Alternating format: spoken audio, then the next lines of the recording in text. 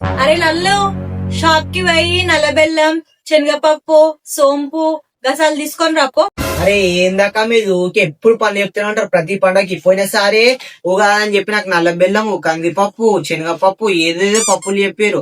ఆడ నల్ల బెల్లం అని చెప్పడం ఎందుకు, ఆడ బ్రౌన్ కలర్ బెల్లం వేస్తాడు, దానికి బెల్లం అని చెప్తే సరిపోతుంది కదా. సరే అని చెప్పి అని పోయి శనగపప్పు అడిగితే నా చేతిలో కందిపప్పు పెట్టినందుకు నన్ను 40 సార్లు బుద్ధిరు. సరే ఇదంతా కాదని చెప్పి పోయి నేను సోంపు అడిగితే నా చేతిలో జీలకర్ర పెట్టిండు. సోంపు అడిగితే నా చేతిలో జీలకర్ర పెట్టిండు. సోంపుకి జీలకర్ర గిట్ల తేడా తెలుస్తుంది, ఆయన తెలుస్తలే నాకు తెలుస్తుంది. నాకు అసలు అర్థమైతే నాకు చెప్పకు ఓరి అసలు ఇటువంటి పంచాయతీలే పెట్టకురు నాకు.